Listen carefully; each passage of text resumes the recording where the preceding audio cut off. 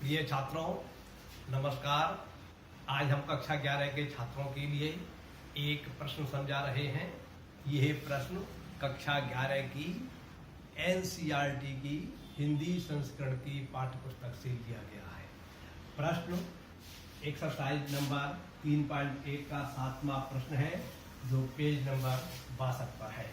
आज का प्रश्न है 75 सेंटीमीटर लंबाई वाले दोलायमान दोलक का एक सिरे से दूसरे सिरे तक दोलन करने से जो कोण बनता है उसका माप रेडियन में ज्ञात कीजिए, जबकि उसके नोक द्वारा बनाए गए चाप की लंबाई निम्नलिखित है।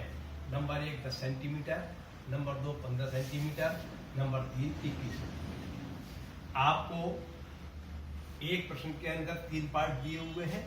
ये आपका एक दोलक कहिए या लोलक कहिए, ये है, ये इसकी माध्यमान स्थिति है और इस लोलक की लंबाई जो है वह 75 सेंटीमीटर है। इसका एक सिरा जो ये है ये यहाँ तक जाता है और यहाँ से यहाँ तक दोलन करता है। तो कहता है कि इस सिरे से इस सिरे तक जाने में या इस सिरे से इस सिरे तक आने में ये जितना कोण बनाता है, तो कोण ये बनाया, एक अधिकतम स्थिति ये है और एक अधिकतम स्थिति ये है, ये माध्यमान स्थिति है। तो यहाँ से यहाँ तक जाने में जो कोण बना ये वाला, इस कोण का मान ज्ञात करना है। इस लोलक की या दोलक की लंबाई कहिए, ये आपको दी गई है 75 सेंटीमीटर के बराबर। क्लियर? एक दफे ये कहा गया है कि इस चाप की लंबाई जो है वह 10 सेंटीमीटर के बराबर है। एक बार कहा गया है इस चाप की लंबाई जो है 75 सेंटीमीटर के बराबर है और एक बार कहा गया है इस चाप की लंबाई जो है वह 21 सेंटीमीटर के बराबर है। तो पहला प्रश्न हम हल कर रहे हैं।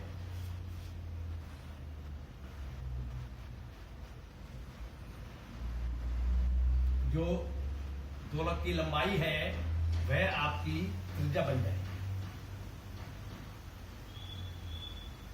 त्रिज्या की लंबाई बराबर हो जाएगी दोलक की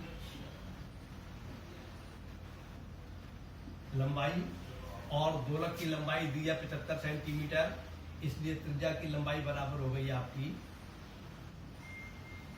75 सेंटीमीटर। और आपको पहले प्रश्न में पहले पार्ट में चाप की लंबाई दी है 10 सेंटीमीटर, तो यह लिखेंगे हम चाप की लंबाई बराबर 10 सेंटीमीटर। अब कोण बराबर होता है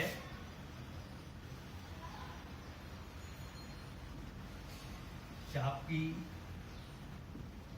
लंबाई बटे त्रिज्या की।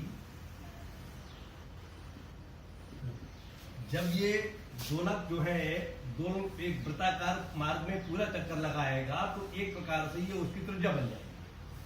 तो इसलिए यहाँ पर जो हमारी ये समझ लीजिए एक वृत्त का केवल इतना पोर्शन ले लिया गया है, जो त्रिज्या खंड कहते हैं इसके लिए। इसके चाप की लंबाई तो दे रहा है आपको 10 सेंटीमीटर पहली अवस्था में और त्रिज्या होगी इसकी 75 सेंटीमीटर। ये कोण बराबर होता है चाप की लंबाई बटे त्रिज्या की लंबाई, और चाप की लंबाई दी आपको 10 सेंटीमीटर और त्रिज्या की लंबाई दी है 75 सेंटीमीटर। जब आप प्रश्न को हल करें तो चाप की लंबाई के साथ साथ इसका मात्रक सेंटीमीटर या मीटर जो भी दिया हो वह अवश्य लिखें, और त्रिज्या की लंबाई का मात्रक भी उसके साथ अवश्य लिखें। और ये दोनों मात्रक एक से होना चाहिए। अगर ये दोनों मात्रक अलग अलग हैं तो प्रश्न को हल करने से पहले दोनों के मात्रक एक से बना लेना चाहिए। और इससे ये कैंसिल हो जाएगा और 5 से कटेगा, 5 दूनी 10 अंश में आ जाएंगे और 15 पंजे 75 हर में आ जाएंगे। ये आपका आ जाएगा आंसर 2/15। और इस सूत्र की सहायता से जब कोण का मान निकाला जाता है तो कोण का मान रेडियन में ही निकल के आता है, इसलिए ये बराबर हो जाएंगे 2/15 रेडियन। ये आपका पहला प्रश्न का हल हो गया। अब दूसरे प्रश्न का हल देखिए।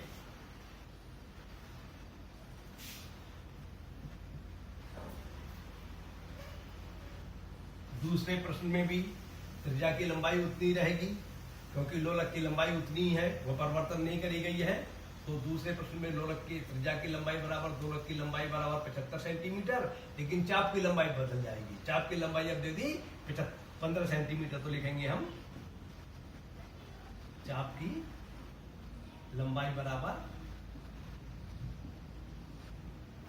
15 सेंटीमीटर, कोण बराबर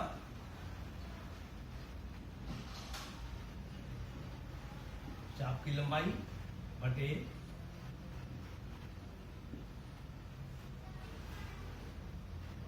त्रिज्या की लंबाई बराबर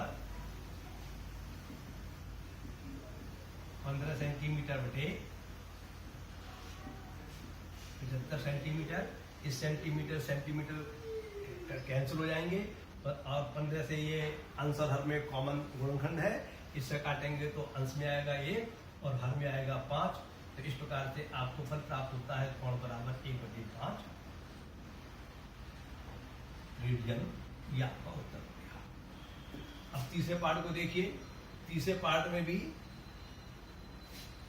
त्रिज्या की लंबाई उतनी रहेगी जितनी लोलक की लंबाई है, अर्थात 75 सेंटीमीटर, लेकिन इसमें चाप की लंबाई में परिवर्तन कर दिया गया है। इसमें चाप की लंबाई दे रहा है 21 सेंटीमीटर, तो लिखेंगे हम चाप की लंबाई बराबर 21 सेंटीमीटर। कोण लिख दीजिए, या आपका मन है कोण की माप लिख दीजिए, वो आपके मन की बात है। कोण की माप बराबर होती है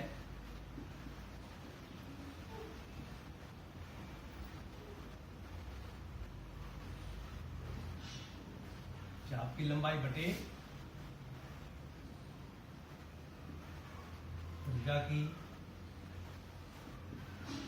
लंबाई, और चाप की लंबाई के स्थान पर आप लिखेंगे 21 सेंटीमीटर, क्योंकि इसमें चाप की लंबाई 21 सेंटीमीटर दे रहा है, और त्रिज्या की जगह लिखेंगे आप 75 सेंटीमीटर त्रिज्या की लंबाई। इससे सेंटीमीटर से सेंटीमीटर कैंसिल हो जाएगा, और अंश और हर में तीन उभयनिष्ठ गुणनखंड है, इसलिए 3 से अंश में जो 21 है उसको भाग देंगे तो अंश में 7 बचेंगे, और हर में जो 75 है उसको 3 से भाग देंगे तो बचेंगे 25। तो आपको ये प्राप्त होगा 7 अंश में प्राप्त हो जाएंगे और हर में प्राप्त हो जाएंगे 25। तो आपको फल प्राप्त हुआ 7/25 रेडियन। तो तीसरी अवस्था में जो दोनों द्वारा कोण बन रहा होगा एक सिरे से दूसरे सिरे जाने में, उस कोण की नाप होगी 7/25 रेडियन। ये आपका उत्तर हो गया। इस प्रकार से इससे संबंधित जितने भी प्रश्न हैं, आप प्रश्नों को भली प्रकार से आसानी से सुगमता पूर्वक इस सूत्र की सहायता से कर सकते हैं।